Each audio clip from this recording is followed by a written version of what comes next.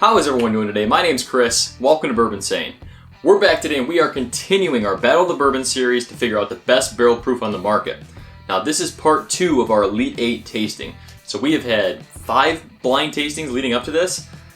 After this round, we'll be moving 2 ahead. We'll figure out what our final 4 is going to be. A lot of fun so far. It's been incredible whiskeys in this lineup, and this Elite 8 has been incredibly hard. This is the last tasting, the last 4 whiskeys before we find out that final 4, so let's get right into it. If you haven't seen what's going on with this series, we're blinding these and moving ahead 2 from each round until we figure out the best barrel proof. That's it. That's it, and we're doing a blind, baby. So let's shuffle these up before we get into the tasting, just so you know I'm not cheating again. Alright, that's good enough. Got my water ready to go. These have been in the glass about 10 minutes, opening up already. Results are here. Let's get right to it. Put the caps on now that we're here, and let's get started. Whew.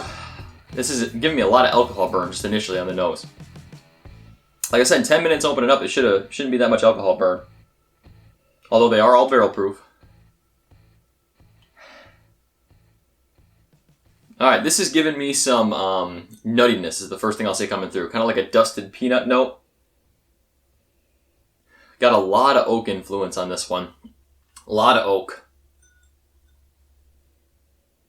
Awesome mesh of baking spices and that oak. Just an excellent balance between the two. Mmm. Woo! Got some punch too. Mmm. Really, really nice on that one.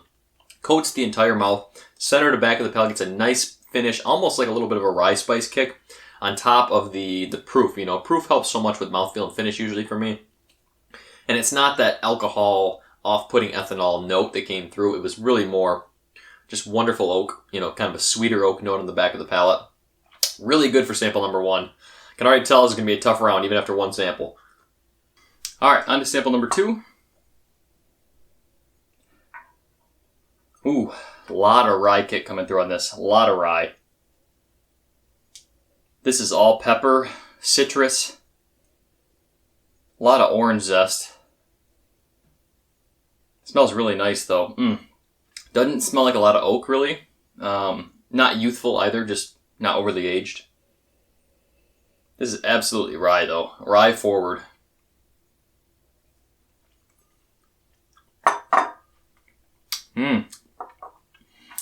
That palate's got a lot of rye too. Woo! It's more rye bite than it is alcohol bite. Proof doesn't seem as high as sample number 1. But wow, that rye kick is just like coating the center and back of the palate. That's where rye takes over a lot of times. It's the back of the palate for me.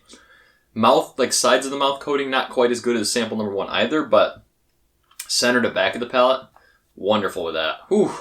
This is going to be a tough round. Alright, sample number 3.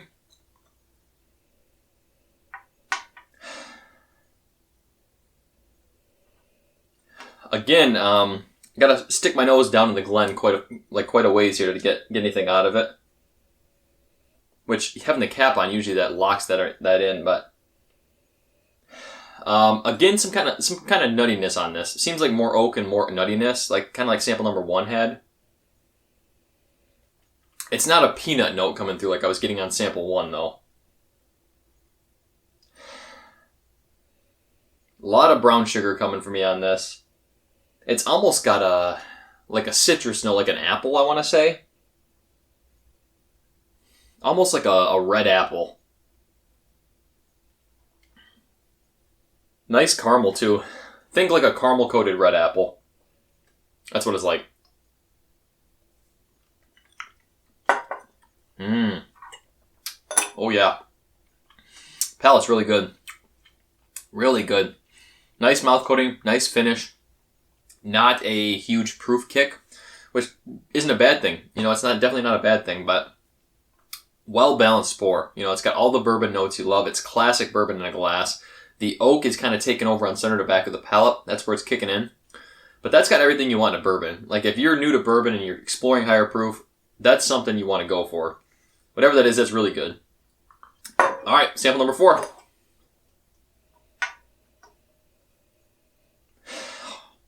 Another one that's just got a great nose. None of these are bad. You know, I said this, the Elite 8, getting to the final 4 here, it's like, none of these are bad. I don't know how I can choose 2 to go forward in this round. This is just barrel char. Like, this is a lot of barrel char coming through for me. A lot of baking spices, a lot of barrel char. I'm getting clove. Oak is prevalent again, but it's like deep, rich caramel coming through. It definitely smells proofier too, like a lot of proof. Whew. Just burns the nostrils.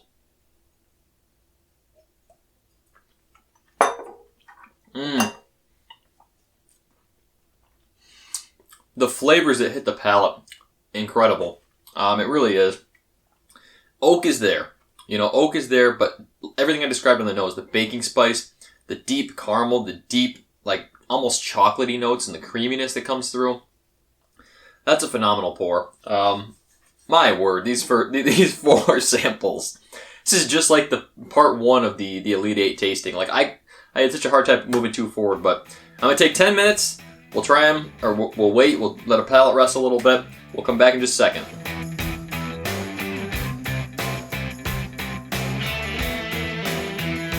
Alright everyone, we're back. Took about 10-15 minutes there. Let them open back up. Going back through, they end up tasting different usually, so let's start at 4 and work our way back to 1. Oh, I think this has gotten better, giving it time to open up even more. So that was probably 30-ish minutes to open up total. It's just balanced. Like, it just smells really balanced. There's nothing sticking out more than another. Excellent, like, barrel char that I love coming through. It's that creamy oak on the nose. Honestly, a little bit of nuttiness coming through on this, too. This is more like almond to me. But like almost a chocolate-coated or caramel-coated almond. Cinnamon, that's nice.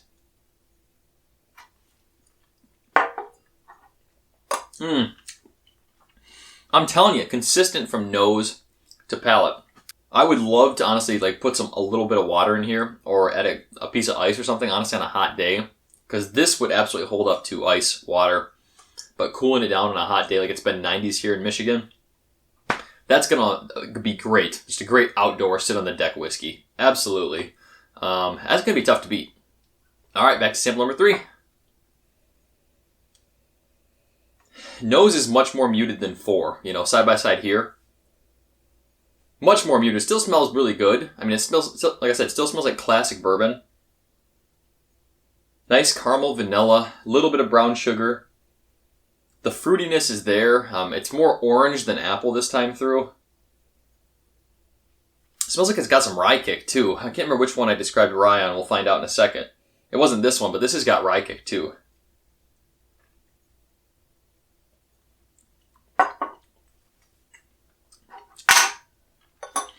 I don't think I like the palate as much on this one as I do on 4. Still really good. Like, still really, really good, but this was more just an explosion of flavor. Huge mouth coating. And this just seems less, like, lower proof. You know, I think the proof's not sticking to the sides of the palate as much. The little bit of rye in the back, and it gives me a little Kentucky hug thanks to that rye, but still a very, very good whiskey. And any of these 4, I think, could take the cake, honestly. All right, back to sample number 2. Oh, it smells like a different bourbon this time, because this is more oaky now. I'm getting oak and like creamy sweet oak coming through. Rye is still there. Like this is the one that was rye, because this is definite rye forward. But there's a lot more oak coming through. It's got a lot of like earthiness almost. That's what it seems like. It's earthy. Kind of described mint the first time through.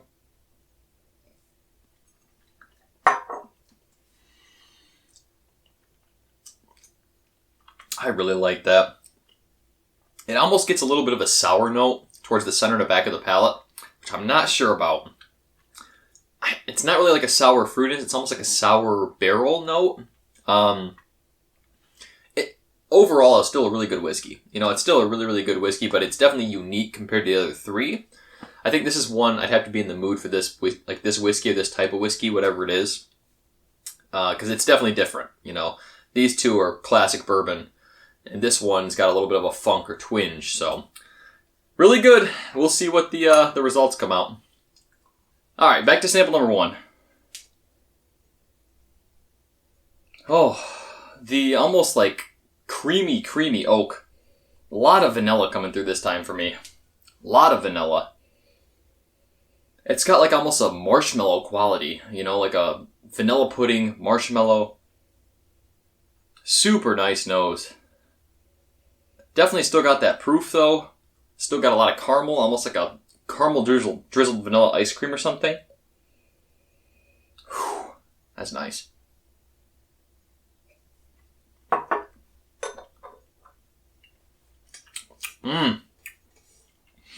Palate kind of reminds me of like a Woodford double oak, where it's got that creamy oak. You know, creamy oak and vanilla, but that's amplified. That proof just takes it up a notch. That is super good. Super good. This damn round is going to be super hard to choose. I got to pick just 2, so give me a couple minutes off camera here. Let me try them side by side. I'll get my order. We'll come back. Hang tight.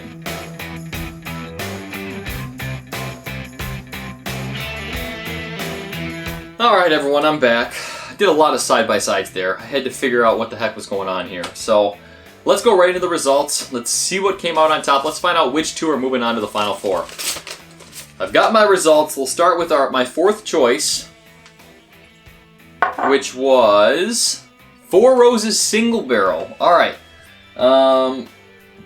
This was the one I kind of got that weird like sour oak note that came through. And it was a lot of rye. Huge rye, so it makes perfect sense now why I got that rye note. You know, Four Roses uses high rye mash bill, 20% or 35%, which even the 20% mash bill is quite high. This recipe I'm using, does it say? Yes, OBSV, so this is the 35% rye mash bill as well, so makes sense why it's such high, you know. Great flavor. Four Roses Single Barrel, I am a big fan of. A lot of people love or hate Four Roses. I'm one of the love people. So I love Four Roses. I love trying the different types of single barrels. The amount of flavors they can get out of 10 recipes, pretty impressive. So a really good whiskey. If you can find this private selects, definitely pick them up. My 3rd choice, what's this going to be?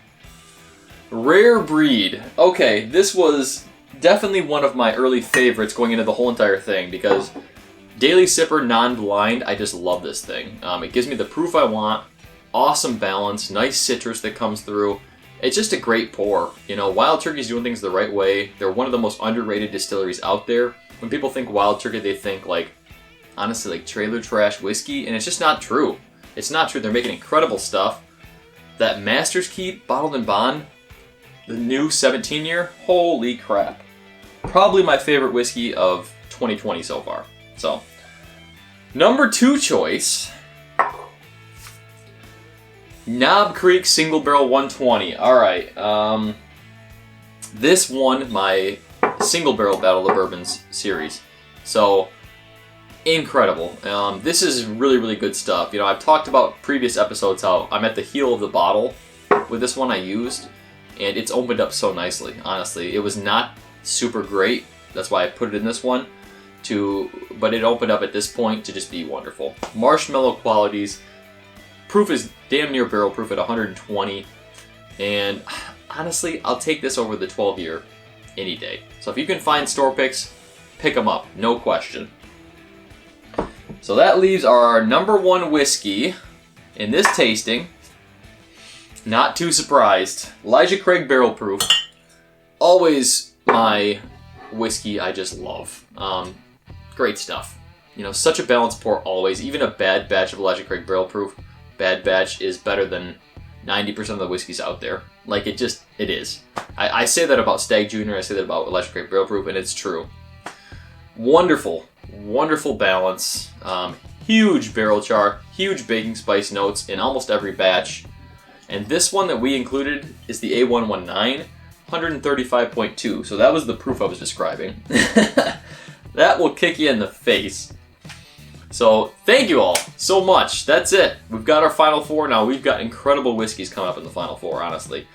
I don't know how I'm going to pick just one winner next episode, but make sure you do tune in next Saturday because we're going to be doing the final 4 tasting to take all the marbles for all the cake. So it's going to be a great time. Appreciate y'all hanging out today. I got to give another quick thank you so much to my patrons. Thank you all so much for the support. It means a lot. The love you're showing me in this series is incredible. If you haven't checked out my Patreon page, go check it out. I give you guys a little behind the scenes of what I do off camera, so you can see what I do in between the time I'm not tasting. And I talk about some stuff going on in my own life too. So if you're interested in that, give it a check out. But one thing I want you to do is please let me know what's your favorite barrel proof of anything. You know, if you were to do your own Battle of the Bourbon series, what is that barrel proof that would come out on top? Let me know down in the comments. See you all next Saturday. Have a great weekend. Stay insane, everyone.